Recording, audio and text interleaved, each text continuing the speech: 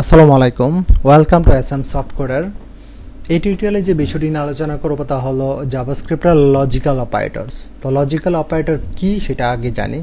Logical operator হচ্ছে ভেরিয়েবলের মানের মধ্যে যুক্তি বা লজিক স্থাপন করতে জাভাস্ক্রিপ্টের লজিক্যাল অপারেটর ব্যবহার করা হয়। তো লজিক্যাল অপারেটর হচ্ছে তিনটা, অ্যান্ড, অর, নট। তো আমরা প্র্যাকটিক্যালি চলে যাই, তাহলে খুব সহজে বুঝতে পারবেন। ওকে, আমি বিএস কোডটা ইউজ করব, টেক্সট এডিটরে বিএস কোড। আমি একটা ফোল্ডার ক্রিয়েট করেছি, ফোল্ডারের মধ্যে যে index.html এই একটা ফাইল ক্রিয়েট করছি। জাস্ট এই ফাইলটাকে বিএস কোডের মধ্যে ওপেন করলাম।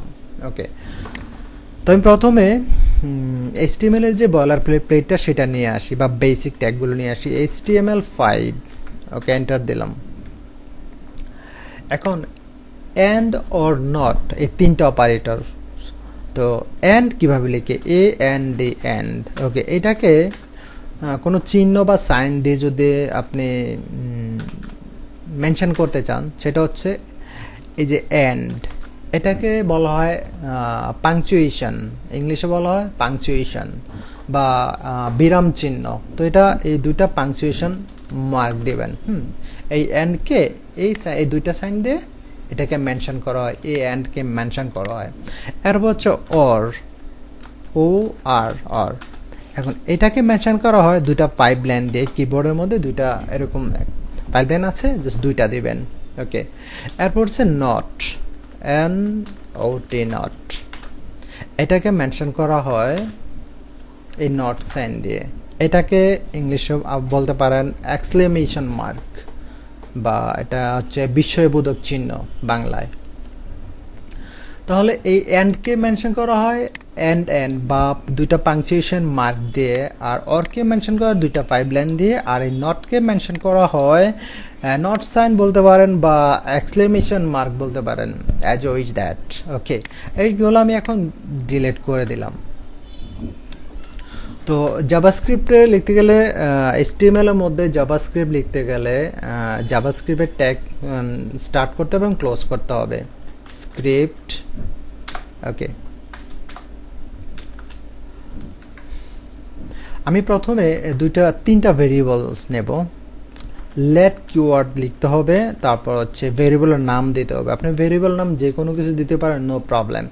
আমি জাস্ট দিলাম তারপর ইকুয়াল, এর মধ্যে ভ্যালু স্টোর করে 20, আপনি যে কোনো সংখ্যা দিতে পারেন, নো প্রবলেম। এরপর দিলাম লেট, ভেরিয়েবল হিসাবে দিলাম বি ইকুয়াল, ভ্যালু হিসাবে দিলাম 40। এরপর লেট মানে হচ্ছে ধরি, এরকম বোঝায়, সি। ওকে, এটাতে দিলাম 40। ওকে, আচ্ছা, এটাতে 30 দিই, ডান। তাহলে তিনটা ভেরিয়েবল নিলাম। তো এখন আমি আউটপুট দেখার জন্য যে ফাংশনটা ইউজ করবো সেটা হলো document.write, বা আপনারা ইউজ করতে পারেন inner.html, বা আপনি console.log ইউজ করতে পারেন, নো প্রবলেম। আমি document.write ইউজ করব।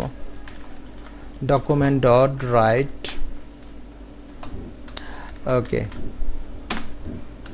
এখন এই ভেরিয়েবলের মধ্যে লজিক্যালি এখন কাজ করব। লজিক্যালি যে এদের মধ্যে কোনটা বড় কোনটা ছোট, এই বিষয়গুলো নিয়ে একটা লজিক্যালি স্থাপন তৈরি করব। ওকে, লাইক আমি প্রথমে দিলাম ধরেন বি এর মান হচ্ছে 30। ওকে, এরপর গ্রেটার দেন দিলাম, এটাকে বলা হয় গ্রেটার দেন। এরপর দিলাম, এর মান হচ্ছে 20। তো এখন এই যে গ্রেটার দেন দিয়ে বোঝানো হয় এর চাইতে বি এর মান বড়। তো অবশ্যই এর চাইতে বি এর মান বড়, 20 এবং 30 মধ্যে 30 অবশ্যই বড়, তার মানে এই কন্ডিশনটা ট্রু। ওকে, এখন আমি অ্যান্ড ইউজ করি, অ্যান্ড অপারেটর। এখন যদি আমি দেই লাইক বি, আপনি স্পেস দিলেও হবে, না দিলেও হবে। তারপর দিলাম সি, তার মানে হচ্ছে এটা দিয়ে বোঝানো হচ্ছে সি এর মান বি এর চাইতে বড়। তো অবশ্যই সি এর মান বি এর চাইতে বড়। বি হচ্ছে 30, সি হচ্ছে 40। এখন আমি কন্ট্রোল এস দিয়ে সেভ করে নিলাম। ওকে, আমি আউটপুট দেখার জন্য আমি জাস্ট এখানে রাইট বাটন ক্লিক করে open with live server open করে রাখি, তারপর থেকে আর সবসময় রিলোড করতে হবে না, ট্রু। ওকে, তার মানে আমরা বুঝলাম যে এই অপারেটর দিয়ে, এন্ড অপারেটর দিয়ে এই কন্ডিশন এবং এই কন্ডিশন, দুইটা কন্ডিশনেই ট্রু হতে হবে, তাহলে সে ট্রু দেখাবে। যদি এর মধ্যে কোনো একটা ফলস হয় তাহলে সে ফলস দেখাবে।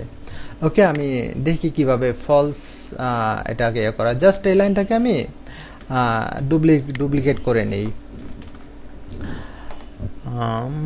আচ্ছা, আমি একটা ব্রেক দিই মাঝখানে।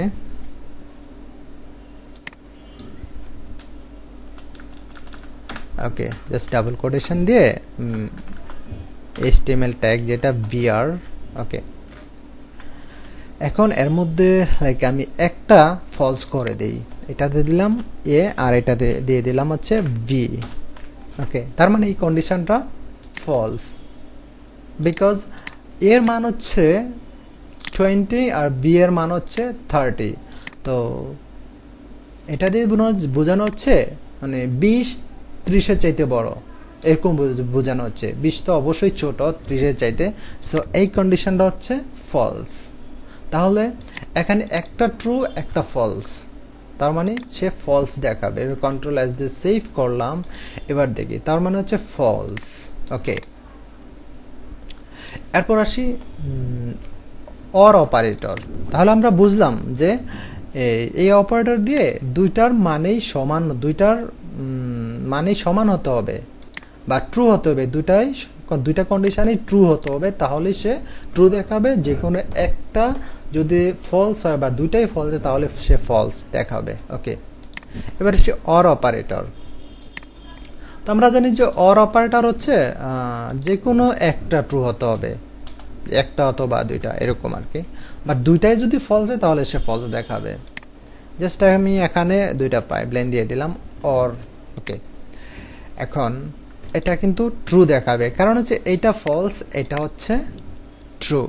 তার মানে এইটা অথবা এইটা যে কোনো একটা ট্রু হলেই সে কি করবে, ট্রু দেখাবে। এবার কন্ট্রোল এস দিলাম। ওকে, ট্রু। আমি একটা ব্রেক দেই তাহলে ভালোভাবে বুঝতে পারবেন। ওকে, জাস্ট এটা কপি করে নিলাম, জাস্ট এখানে দিয়ে দিলাম। ওকে, কন্ট্রোল এস দিয়ে সেভ করলাম। ওকে, এবার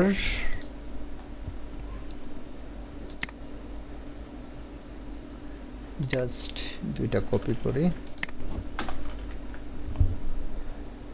এখানে আমি এটা করে দিলাম সি আর হচ্ছে এটাতে বি দিলাম। ওকে, এবার কন্ট্রোল এস দিয়ে সেভ করলাম, এবার দেখি। আচ্ছা, আমি চাচ্ছিলাম এই রেজাল্টটা ফলস আনার জন্য, কারণ হচ্ছে আচ্ছা বি এর মান এর চাইতে বড়, অবশ্যই বড়। বি এর মান এর চাইতে, আমি এটা এ করে দিই, এ আর হচ্ছে এটা বি করে দিলাম, বি। তার মানে হচ্ছে এটাও ফলস। এখন বি এর মান সি এর চাইতে বড়, এটাও ফলস। তার মানে সে এখানে একটাও ট্রু পায়নি, সো ফলস দেখাবে, অবশ্যই ফলস। তার মানে বুঝলাম যে অর অপারেটর হচ্ছে যে কোনো একটা দুইটা কন্ডিশনের মধ্যে যে কোনো একটা ট্রু হতে হবে, তাহলেই সে ট্রু দেখাবে। ওকে, এবার আসি নট সাইন অপারেটর। তো নট সাইন অপারেটর জন্য আমি আরও একটা ভেরিয়েবল নেই, লাইক লেট দিলাম, ডি দিলাম। ওকে, জাস্ট এখন ট্রু, TRU, ট্রু দিয়ে দিলাম। ওকে, এবার আচ্ছা এটা কপি করি, জাস্ট এখানে নট সাইন আর হচ্ছে দিয়ে দিলাম। এখন এটা ফলস দেখাবে, কারণ হচ্ছে এটা একটু উল্টো কাজ করে। লাইক এখানে যদি ট্রু হয় তাহলে সে আউটপুট দেখাবে ফলস, এখানে যদি আপনি ভ্যালু হিসাবে দেন ফলস তাহলে সে ট্রু দেখাবে। এবার কন্ট্রোল এস দিয়ে সেভ করলাম, আউটপুট দেখি ফলস। ওকে, আমি একটা ব্রেক দেই তাহলে খুব সহজেই বুঝবেন। ওকে, কন্ট্রোল এস দিয়ে সেভ করে নিলাম, এবার দেখেন এটাকে ফলস দেখাইছে। এখন যদি আমি এটাকে ট্রু করে দেই, সরি ফলস করে দেই, তাহলে ট্রু দেখাবে। ওকে, ট্রু। এটা একটু উল্টো কাজ করে, এটা বুঝে নেন।